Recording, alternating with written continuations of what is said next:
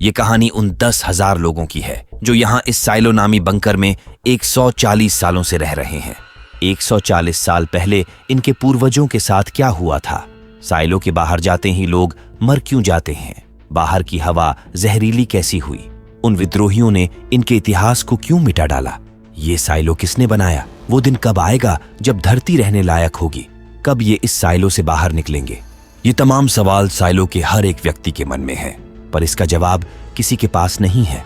जो कोई भी अपने इतिहास को खंगालने की कोशिश करता है, यहाँ की कानून व्यवस्था यानी कि जुडिशल द्वारा उस व्यक्ति को दंडित किया जाता है और उन्हें मरने के लिए साइलो से बाहर खदेड़ दिया जाता है। कमाल की वेब सीरीज है, इसलिए लास्ट तक देखना, डेफिनेटली मजा आएगा। ये है शेरिफ होल्स्टन बैकर, जो सुबह तड़के ऑफिस जाने के लिए निकल चुके हैं। आज से 3 साल पहले उनके साथ कुछ बहुत बुरा हुआ था। ऑफिस पहुंचकर इसी संबंध में वो एक लेटर में लिखते हैं, जिसमें वो लिखते हैं कि आईने के सामने ज्यादा से ज्यादा फूल लगाकर रखना। फिर अपना बैच भी उस लेटर के साथ रख दिए। उनके पास किसी प्रकार का कोई खुफिया फाइल भी था। अब तक ऑफिस में डेप्यूटी मार्न्स भी आ चुके थे। उन दोनों के बीच बहुत गहरी दोस्ती थी। यहां से जाते टाइम शेरिफ होल्स्टन उन्हें होल्डिंग 3 में बुलाते गए। डेप्यूटी मार्न्स चौंक पड़े, क्योंकि कोई भी उस मनहूस जगह जाना नहीं चाहता। होल्डिंग 3 के अंदर एक जेल था, जहां पर जाकर शेरिफ अपने आप को कैद कर लिए। इसी जेल के विंडो वाली डिस्प्ले पर हम उनके किसी अपने को देखते हैं, जिनकी लाश साइलो के बाहर पड़ी थी। इतने में डेप्यूटी मार्न्स होल्डिंग 3 आए तो शेरिफ को जेल के अंदर देख परेशान हो उठे। गिड़गिड़ाने लगे कि जो गलती तुम्हारी पत्नी ने किया उसे मत दोहराना। पर शेरिफ यहां आने से पहले ही इरादा बनाकर आए थे। असल में ये काम तो उन्हें 3 साल पहले ही कर लेना चाहिए था। अगले पल बोल पड़े कि मुझे उसे देखने साइलो से बाहर जाना है। डेप्यूटी मार्न्स इस वाक्य को सुन निराश हो गए, क्योंकि यहाँ की कानून व्यवस्था उन्हें कभी नहीं बख्शती जो साइलो से बाहर जाने का जिक्र करते हैं। अगर बात जुबान से निकल गई तो उसे पत्थर की लकीर समझो, उसे मिटाया नहीं जा सकता। उन्हें साइलो से बाहर जाना ही पड़ता है। हालांकि इसके भी कुछ नियम है। बाहर भेजने से पहले कुछ तैयारियां करनी पड़ती है। इन 3 सालों के अंदर शेरिफ होल्स्टन के साथ क्या क्या हुआ, वो मरने के लिए बाहर क्यों जाना चाहते हैं, ये कहानी वो अपने दोस्त मार्नेस को सुनाते हैं। कहानी 3 साल पीछे फ्लैशबैक में जाती है, जहां पर हम शेरिफ होल्स्टन और उनकी वाइफ एलिसन को देखते हैं। कुछ दिन पहले एलिसन ने गर्भ धारण करने के लिए अर्जी लगाई थी, जिसकी मंजूरी इन्हें मिल गई है। असल में साइलो के जुडिशियल नए बच्चों के पैदाइश पर विशेष ध्यान रखते हैं। इसके पीछे की वजह आम लोगों को नहीं पता। हालांकि गर्भ धारण करने की मंजूरी वाली बात सबको पता होती है। कैंटीन के अंदर जिसे देखो वही उनको बधाई देने में लगा था। नाश्ता करने बैठते ही ग्लोरिया आ धमकी। दरअसल ग्लोरिया जिनके बच्चे नहीं हो रहे होते, उन्हें परामर्श वगैरह देकर ठीक करने का काम करती है। उसे पता था कि एलिसन 2 बार अर्जी लेने के बाद भी गर्भ धारण नहीं कर सकी थी। ये उनका लास्ट चांस था। वो जब चाहे उनसे परामर्श लेने आ सकती है, ये बताकर वो चली गई। हालांकि इन्होंने उसके बातों पर कुछ विशेष ध्यान नहीं दिया। यहां से वो बर्थ कंट्रोलर निकलवाने डॉक्टर के पास गए, जिसे साइलो में रह रहे हर लेडी के अंदर लगाया गया होता है, ताकि वो बिना इजाजत के गर्भ धारण न कर सके। उस जगह को सुन्न करके डॉक्टर उसके बर्थ कंट्रोलर निकाल दिए। अब वो गर्भ धारण करने के लिए आजाद हैं। देखते ही देखते 1 महीने गुजर गए, लेकिन बात नहीं बनी। एलिसन IT विभाग से थी। यहीं पर हम उसके बॉस बर्नार्ड से रूबरू होते हैं। दरअसल एलिसन नियमों के खिलाफ जाकर एक लेख पोस्ट की थी, जिसमें उसने डिलीट हुए पुराने कंप्यूटर फाइलों को रिकवर करने के बारे में बताया था। बर्नार्ड ने उसके पोस्ट को तुरंत डिलीट करवा दिया और एलिसन को वार्न भी करता गया, ताकि वो ऐसी गलती दोबारा न करे। यहाँ हर जगह इतने सारे नियम क्यों हैं? अगर विद्रोहियों ने इनका इतिहास मिटा दिया तो ये उस बारे में सवाल क्यों नहीं पूछ सकते? अगर इनके इतिहास से जुड़ा कोई भी दस्तावेज मिलता है तो जुडिशियल के गुंडे उसे मिटा क्यों देते हैं? शेरिफ हर दफा उसके इन बहकी बहकी बातों को नजरअंदाज कर देते थे।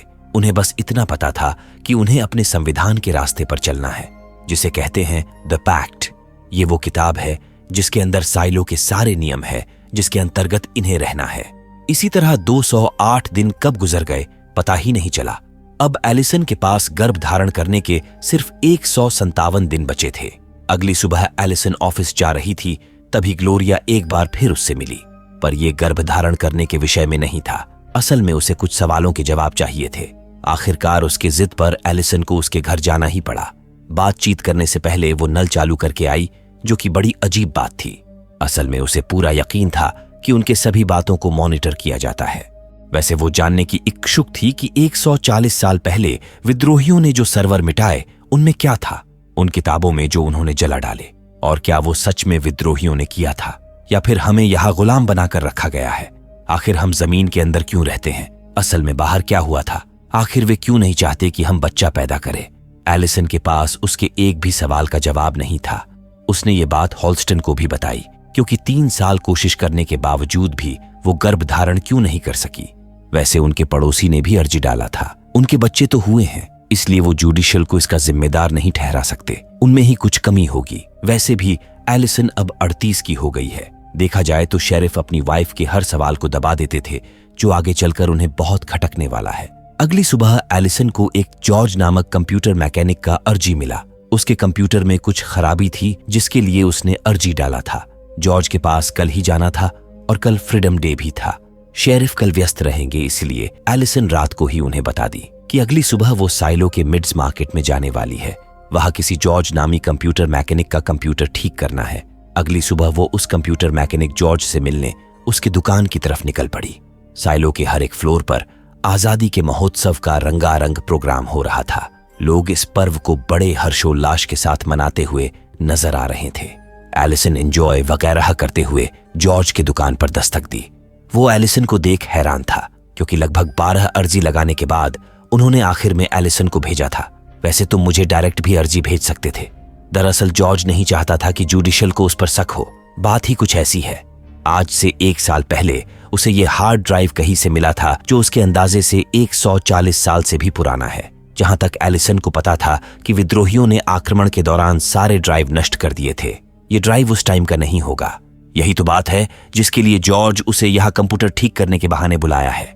असल में एलिसन ने 8 महीने पहले जो डाटा रिकवर करने वाला पोस्ट लिखा था, उस पोस्ट को डिलीट होने से पहले उसने एक सीरॉक्स करवा लिया था। उसे सीखकर वो इस हार्ड ड्राइव को खोल तो पाया, मगर इसमें रखे फाइलों को कैसे देखना है उसे समझ नहीं आ रहा। इस हार्ड ड्राइव पर 18 लिखा था। उसके अंदर के फाइल्स को देख एलिसन घबरा गई, क्योंकि पुराने दस्तावेजों को रखना या उन्हें रिकवर करना, अपने इतिहास को जानना गैर कानूनी है। पकड़े जाने पर उन्हें सीधे खान में काम करने के लिए भेज दिया जाएगा। इसलिए उसे नष्ट करने की सलाह देकर वो फाइल्स को ओपन छोड़कर ही वहां से निकल गई। दूसरी ओर हम साइलो के मेयर पुष्पा को देखते हैं, जिन्हें साइलो का बच्चा बच्चा जानता है। वो मेयर ऐसे ही नहीं बनी, बल्कि उन्होंने इस पद को कमाया है। साइलो की जनता उनसे प्रेम करती है। सबको संबोधित करते हुए वो अपने भाषण में अपने पूर्वजों का जिक्र की, जिन्होंने 140 साल पहले आज ही के दिन विद्रोहियों से आजादी दिलाई थी। हालांकि इस आजादी की लड़ाई में विद्रोहियों ने इनके इतिहास के दस्तावेजों को पूरी तरह मिटा दिया था। इनके लाइब्रेरी जला दिए, सारे किताबों को नष्ट कर दिए थे। पर आखिर में उनकी हार हुई। साइलो के उन वीर शहीदों के लिए कुछ मिनट के लिए मौन रखा गया। इधर जॉर्ज को साइलो का ब्लूप्रिंट मिल चुका था, जिसके सबसे निचले हिस्से में एक सुरंग बना था। भाई साहब, इस खुफिया सुरंग को देख वो अचंभित रह गया। इसी प्रकार कुछ महीने और गुजर गए, फिर भी एलिसन मां नहीं बन पाई। आखिर जुडिशियल बर्थ कंट्रोल क्यों कर रहे हैं? जिस दिन माथा ठनका, उसी पल इसका पता लगाने वो निकल पड़ी। इसका जवाब उसे ग्लोरिया के पास ही मिल सकता था। उनके बीच क्या बातचीत हुआ ये तो नहीं पता, पर एलिसन अगले दिन छुट्टी लेकर मार्केट जाने का मूड बनाने लगी। हॉल्स्टन उसकी बातों से सहमत था, क्योंकि घूमने फिरने से उसका मूड भी ठीक हो जाएगा। हालांकि ये बहाना तो वो जॉर्ज से मिलने के लिए बना रही थी। उसे इस हार्ड ड्राइव के सारे फाइल्स देखने थे। इसमें हजारों फाइल्स थे, जिन्हें देखते देखते कब सुबह से शाम हो गई पता ही नहीं चला। एलिसन थक कर चूर हो चुकी थी, वापस जाने ही वाली थी, तभी उसकी नजर एक फाइल पर पड़ी, जिस पर लिखा था जेन कारमोडी क्लीनिंग। जाने से पहले सोची कि एक आखिरी फाइल खोल लेते हैं। भाई साहब, उस फाइल में एक वीडियो था, जिसे देख दोनों की आंखें फटी की फटी रह गई। बाहर के वातावरण में हरियाली तथा इन्हें कुछ उड़ते हुए जीव दिखे, जबकि साइलो के डिस्प्ले पर वे इन्हें कुछ और ही दिखाते हैं। आखिर माजरा क्या है? यही सोचते हुए एलिसन घर लौट आई। इन सब के बारे में शेरिफ को कुछ नहीं बताई। हालांकि वो एलिसन के लिए चिंतित था, क्योंकि इस बार भी वो माता पिता बनने में विफल रहे। नियम के मुताबिक कल सुबह 11 बजे इन्हें बर्थ कंट्रोलर लगवाने डॉक्टर के पास जाना होगा। खैर, अभी भी इनके पास 7 घंटे बचे थे, पर एलिसन हार मान चुकी थी। अगली सुबह उसका कुछ अता पता नहीं था। शेरिफ को लगा कि वो डॉक्टर के पास गई होगी, मगर वो वहां नहीं थी। यही नहीं, वो अपने ऑफिस में भी नहीं थी। काफी खोजबीन करने के बाद वो ग्लोरिया के घर पर मिली। उसको इस हाल में देख शेरिफ हैरान रह गए। तो बात ऐसी है कि यहाँ के संविधान लागू करने वाले उन्हें कभी भी माता पिता बनने देना ही नहीं चाहते। इसके पीछे की वजह तो वो नहीं जानती, पर उस दिन डॉक्टर ने पर्दे के पीछे उसका बर्थ कंट्रोलर नहीं निकाला था। वो कभी नहीं निकालते, बस दिखावा करते हैं। ये है उसका प्रूफ। भाई साहब, उसने अपना बर्थ कंट्रोलर चाकू से काटकर अपने हाथों निकाला था। उसने ऐसा इसीलिए किया क्योंकि उसका पति पुलिस वाला है और बिना सबूत के वो उसकी एक नहीं सुनता। उसके घाव देख शेरिफ घबराकर फौरन डॉक्टर को लेने भागे। पूरी ताकत लगा दिए कि कहीं देर ना हो जाए, पर इस सब का कुछ लाभ नहीं हुआ। अब वो कैफेटेरिया में थी। वह सबको चीख चीख कर बता रही थी कि बाहर की आबोहवा बिल्कुल फ्रेश है। नीले आसमान तले पंछी चहचहाते हैं, बाहर हरियाली है। ये डिस्प्ले झूठा है जिसे दिखाकर उन्हें बेवकूफ बनाया जा रहा है। शेरिफ वहां पहुंचकर उसे लाख समझाने का प्रयत्न किए, लेकिन वो तो कब का फैसला कर चुकी थी। सबके सामने चिल्लाकर बोली कि उसे बाहर जाना है। ये शब्द जुबां पर लाने के बाद शेरिफ चाहकर भी उसके लिए कुछ नहीं कर सकते थे। वही हाल मेयर पुष्पा और डेप्यूटी मॉन्स का भी था। वो चाहते तो थे कि किसी तरह एलिसन को बचाया जाए, पर संविधान के नियमों को बदलना इनके बस की बात नहीं थी। पर एक काम ये जरूर कर सकते थे। एलिसन को बरगलाने वाले को इन्होंने गिरफ्तार कर लिया। शायद उसी के बहकावे में आकर एलिसन ने इतनी बड़ी बेवकूफी कर दी। कोई और इस बुढ़िया के झांसे में न आए, इसलिए उस पर फौरन कार्यवाही की गई। कुछ महीने पहले एलिसन जॉर्ज से भी मिली थी, इसलिए उसे भी गिरफ्तार कर लिया गया। हालांकि वे दोनों कल भी मिले थे, ये बात उसने छिपा लिया। जुडिशल की टीम उसके दुकान को छान मारे, लेकिन उन्हें वहां कुछ नहीं मिला। लास्ट में एक ही जवाब सामने आया कि शायद एलिसन मां न बनने के सदमे को बर्दाश्त नहीं कर सकी, इसलिए उसने ये कदम उठाया होगा। वैसे भी वो बहुत जज्बाती है, जज्बात में आकर बोल दी होगी। पर अब क्या फायदा, उसकी विदाई का शूट वगैरह बनकर तैयार हो चुका था। आज साइलो में उसकी आखिरी रात थी। शेरिफ रात भर उसी के पास बैठे रहे। यहीं पर एलिसन ने उनको बताया कि चिंता करने की कोई बात नहीं, बाहर जाकर वो नहीं मरेगी। शेरिफ गुस्सा हो गए क्योंकि वे 3 लोग जो साइलो से बाहर जाने की गलती किए थे, उन तीनों की लाश आज भी वैसे ही पड़ी है।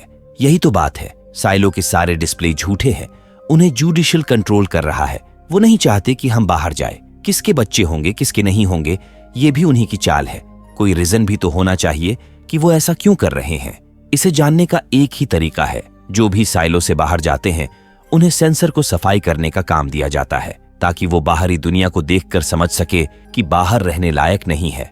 अब तक जितने भी लोग साइलो से बाहर गए हैं, वो यही कहकर जाते हैं कि सेंसर्स की सफाई नहीं करेंगे, पर बाहर की हरियाली देखने के बाद वो अपने आप को रोक नहीं पाते और सफाई करने लगते हैं, ताकि किसी तरह साइलो के लोगों को सच्चाई पता चल सके। एलिसन भी यही करने वाली है। बाय चांस वो गलत हुई और बाहर की दुनिया वैसी नहीं हुई जैसा उसने सोचा है, तो वो इसे अपनी लाइफ की सबसे बड़ी गलती मानकर सेंसर की सफाई नहीं करेगी। अगर सब कुछ बढ़िया रहा तो वो साइलो की मिस्ट्री सॉल्व करने के बाद शेरिफ को लेने वापस आएगी। फिर वो हंसी खुशी एक साथ रहेंगे। यही सब समझाते समझाते कब रात ढल गया पता ही नहीं चला। अगली सुबह मेयर पुष्पा और उनके बाकी शागिर्द आगे का कार्यक्रम शुरू किए। एलिसन को बकायदा शूट और ऑक्सीजन पहनाया गया। फिर शेरिफ उसे आगे का नियम बताए कि उसने साइलो के नियम का उल्लंघन किया है, जिसकी कोई माफी नहीं है। हम नहीं जानते कि हम यहाँ क्यों हैं। हम नहीं जानते कि इस साइलो को किसने बनाया। हम नहीं जानते कि बाहर की दुनिया ऐसी क्यों है। हम नहीं जानते कि बाहर जाना कब तक सेफ होगा। हमें बस यही पता है कि हम आज बाहर नहीं जा सकते। साइलो से बाहर कदम रखते ही वो साइलो के कानून से मुक्त हो जाएगी। फिर भी वो हर बार बाहर जाने वाले व्यक्ति से सेंसर्स को क्लीन करने का आग्रह करते ही है, ताकि लोग बाहर की दुनिया को देख समझ सके कि साइलो ही एकमात्र सुरक्षित जगह है। इसके बाद उससे उसके आखिरी शब्द पूछे गए। शेरिफ हॉल्स्टनबेकर, मुझे तुमसे प्यार है, ये कहकर वो रो पड़ी, जिसके बाद उसको साइलो से रुखसत कर दिया गया। इधर एलिसन को देखने के लिए कैफेटेरिया में भीड़ जमा हो चुका था। साइलो का आखिरी दरवाजा खुलते ही वो बाहर निकली। फिर आसमान की तरफ देखने के बाद सेंसर के पास आई और क्लीनिंग करने लगी। शेरिफ चकित रह गए क्योंकि वो बोलकर गई थी कि बाहर हरियाली होगा तो ही वो क्लीनिंग करेगी। भाई साहब, इसका मतलब साइलो के अंदर का डिस्प्ले झूठा है। वे उसी उजाड़ जगह को देख रहे हैं जिसे उन्हें दिखाया जा रहा है। हालांकि थोड़ी दूर जाने के बाद एलिसन गिर पड़ी। उसका ऑक्सीजन सिलेंडर खत्म होते ही वो भी खत्म हो गई। जॉर्ज भी कैफेटेरिया में ही था। हम कहानी में 3 साल पीछे गए थे, जिसमें से 1 साल पूरे हुए। आज से ठीक 1 साल बाद जॉर्ज भी मर गया। उसका शव वेंटिलेशन फैन के ऊपर संदिग्ध हालत में मिला था। वो 120वें माले से खुद कूद कर मरा, ये पुष्टि करके शेरिफ केस क्लोज करने वाले थे, लेकिन डीप डाउन में रहने वाली एक इंजीनियर के चलते उन्हें दोबारा इस केस पर छानबीन करनी पड़ी। उस इंजीनियर का कहना था कि जॉर्ज का मर्डर हुआ है। अगले दिन शेरिफ और डेप्यूटी मार्न्स पूरे एक दिन का सफर करके डीप डाउन में पहुंचे। ये है डेप्यूटी सितारा, जिनकी पोस्टिंग डीप डाउन में है, मतलब साइलो के सबसे निचले हिस्से में इनकी ड्यूटी है। उस इंजीनियर को वो बखूबी जानते थे। जॉर्ज के बॉडी का निरीक्षण के लिए वो भी आने वाली थी, पर वो नहीं आई, इसलिए ये उसके पास पहुंच गए। भाई साहब, यहाँ पर साइलो को चलाने वाला एक बहुत विशालकाय जनरेटर था, जिसे ठीक करने में वो इंजीनियर लगी थी। उसका नाम था जूलियट निकोलस। उससे मिलने के बाद ऐसा क्या हुआ कि तुम बाहर जाने के लिए मजबूर हो गए? मतलब ये सवाल पर्जेंट में एक दूसरे से बात करते हुए डेप्यूटी माउंस शेरिफ से पूछ रहे हैं। खैर, वो कुछ बताना तो नहीं चाहते, पर इतना जरूर बताए कि वो बाहर जाकर एलिसन को ढूंढेंगे। हालांकि उसकी लाश तो वही पहाड़ी पर पड़ी है, पर जो वो देखते आ रहे हैं, हो सकता है सच्चाई उससे परे हो। अगली सुबह शेरिफ को देखने के लिए हर माले के कैफेटेरिया में भीड़ जमा हो चुकी थी। डीप डाउन वाले कैफेटेरिया में भी भारी तादाद में लोग आए थे। असल में ये पहली बार था जब किसी को बाहर जाते देखने के लिए हर माले के कैफेटेरिया में भीड़ इकट्ठा हुई थी, क्योंकि शेरिफ सबके चहेते थे, हर कोई उनका सम्मान करता था। इधर सारी फॉर्मेलिटी पूरा करने के बाद शेरिफ को आखिरी शब्द बोलने को कहा गया। वो सबको परेशान करने के लिए निराश थे, जिसके बाद उन्हें रुखसत कर दिया गया। बाहर निकलते ही उनके होश उड़ गए। एलिसन बिल्कुल सही थी। उसने जैसा बताया था, बाहर की दुनिया बिल्कुल वैसी ही थी। नीले आसमान तले पंछी चहचहा रहे थे। हालांकि ये दृश्य साइलो के अंदर रहने वालों के लिए बिल्कुल इसके विपरीत था। उन्हें तो सिर्फ बंजर भूमि दिख रहा था।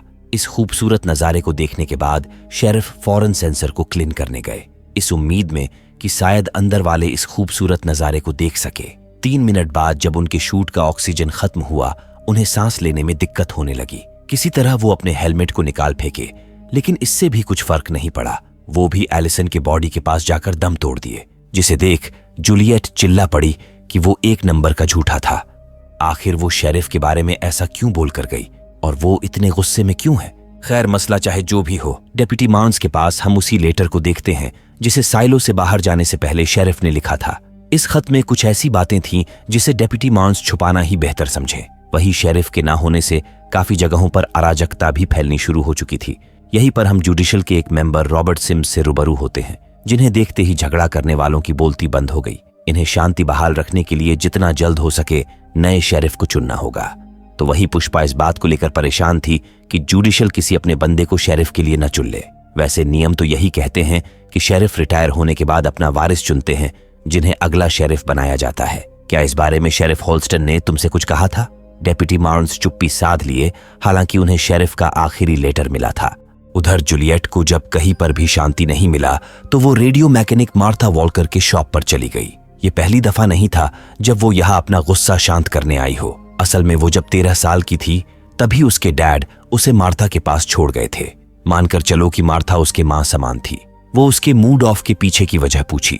असल में ये बात जॉर्ज के बारे में था, जिसे मरे हुए अब 3 महीने हो चुके हैं। शेरिफ होल्स्टन ने उससे जॉर्ज के कातिलों को ढूंढने में उसकी मदद करने के लिए कहा था, पर वो कुछ बताए बिना ही बाहर चला गया। जूलियट ये सब जाने भी देती। अगर जॉर्ज का एक्सीडेंट हुआ होता, वो खुद को मार ही नहीं सकता। जिस रात जॉर्ज मरा उससे पहले वो काफी खुश था। उस दिन वे कूपर का प्रमोशन सेलिब्रेट कर रहे थे, क्योंकि कूपर जूलियट की जगह लेने वाला था। यहीं पर हमें पता चलता है कि जॉर्ज और जूलियट एक दूसरे से प्यार करते थे। हालांकि ये इल्लीगल था।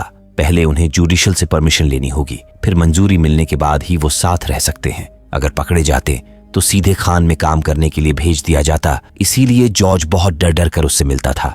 उस दिन जॉर्ज उसे कुछ बताने वाला था, मगर ये बात ऐसी थी कि वो उसे यहाँ नहीं बता सकता था। वे छुट्टी के बाद घर पर मिलने का प्लान बनाए। जूलियट जब ड्यूटी से देर रात घर लौटी तो उसे एक थैला मिला, जिसके अंदर किसी प्रकार का औजार और एक लेटर था, जिसमें लिखा था कि ये औजार जहां हमने पहली बार देखा था वो जगह तुम्हें याद है। मुझे वो मिल गया जिसकी तलाश मैं सालों से कर रहा था। अगली सुबह कैंटीन में लोगों के बीच खुसुर पुसुर चल रही थी। कूपर भी उदास था। उसके जरिए जूलियट को पता चला कि वो कंप्यूटर मैकेनिक पिछली रात 120 माले से कूदकर जान दे दिया। भाई साहब, जूलियट के पैरों तले जमीन खिसक गई। उसे समझ ही नहीं आ रहा था कि अब वो क्या करे। बड़ी मुश्किल से संभलने के बाद वो डेप्यूटी सितारा को इसकी कंप्लेन करने पहुंची कि जॉर्ज की हत्या की गई है। वैसे डेप्यूटी सितारा उसकी बात सुन तो लेते, मगर इसके लिए सबूत चाहिए। ऊपर से उन्हें जवाब भी देना होगा कि जॉर्ज की हत्या की जांच करवाने वाली लड़की उसकी क्या लगती है। वैसे उन्हें उनके रिलेशन के बारे में पता था। अगर वो जॉर्ज के साथ आधिकारिक तौर पर रिलेशनशिप में होती तो उसके लिए कंप्लेन करना आसान होता। फिर भी वो कंप्लेन करना चाहती है तो ये बात ऊपर तक जाएगी और हो सकता है कि जॉर्ज के साथ उसके रिलेशन वाली बात उजागर हो जाए, जिसके लिए उसे खान में भी डाला जा सकता है। चाहे कुछ भी हो, वो जॉर्ज की दोस्त बनकर कंप्लेन लिखवाई, जिसके बाद ही शेरिफ और डेप्यूटी माउंस पूरे 1 दिन का सफर करके जांच पड़ताल करने नीचे आए थे। ये जूलियट को लेकर उस जगह पहुंचे जहां जॉर्ज की लाश मिली थी। उसके गिरने का निशान वेंटिलेशन फैन की जाली पर साफ दिख रहा था। हालांकि इस घटना का कोई चश्मदीद गवाह नहीं था जिसने ये घटना होते हुए देखा हो, इसीलिए साफ तौर पर कुछ कहा नहीं जा सकता कि जॉर्ज के साथ उस रात क्या हुआ था। वैसे आप उसकी क्या लगती है? वो उसकी दोस्त है, सितारा ने बताया तो था। यहीं पर शेरिफ उसके हाथों में जेन्स घड़ी देखकर तारीफ करने से नहीं चुके। मतलब कहीं ना कहीं वो भी मामला समझ रहे थे कि ये लड़की इतनी परेशान क्यों है। वो उससे फिर से जांच पड़ताल करने का वादा किए। जॉर्ज के बॉडी पर मारने पीटने के निशान भी देखे गए। दोनों डेप्यूटी को यहाँ के लोगों से पूछताछ करने के लिए भेज दिया गया। वैसे तुम दोनों कब से रिलेशनशिप में थे? मैं किसी को नहीं बताऊंगा। शेरिफ के इस बात पर वो हैरान रह गई, पर उनके बात विचार करने के लहजे से उसे लगा कि शेरिफ अच्छे हैं। फिर भी वो उन्हें सच्चाई बताने से डर रही थी कि कहीं वो उसकी शिकायत जुडिशल से न कर दे। जब पूरी तरह से तसल्ली हो गई तब जाकर उसने बताया कि मरने से कुछ घंटे पहले जॉर्ज उसके लिए कुछ छोड़ कर गया था। जूलियट इस औजार को पहली बार जहां पर देखी थी, शेरिफ को वहां लेकर गई। काफी अंदर तक जाने के बाद रास्ता खत्म हो गया। सामने एक बोर्ड पर लिखा भी था कि इस बिंदु से आगे न बढ़े ये संविधान यानी द पैक्ट के नियमों का उल्लंघन है। इस बोर्ड के पीछे एक सुराख बना था। हेडलाइट, लालटेन वगैरह जलाकर अंदर गए। अंदर एक और सुराख था जिसमें नीचे उतरने के लिए सीढ़ियां बनी थी। तकरीबन 20 फीट डीप डाउन जाने के बाद वे उस जगह पर पहुंच गए जहां पर साइलो के खुदाई का काम खत्म हुआ था। वहां का नजारा देख शेरिफ की आंखें चौधिया गईं। भाई साहब, उनके सामने वो विशालकाय मशीन था जिसने साइलो को बनाने के लिए खुदाई किया था। इतना नीचे तक खुदाई करने के बाद इसे ऊपर ले जाने का कोई जुगाड़ नहीं होगा। शायद इसीलिए इस मशीन को यहीं पर छोड़ दिया गया। तो दोस्तों, इस वीडियो में इतना ही, क्योंकि ये सीरीज 10 घंटे लंबी है जिसे एक पार्ट में एक्सप्लेन करना मुश्किल है। इसके अगले भाग को देखने के लिए आप हमें सब्सक्राइब भी कर सकते हैं।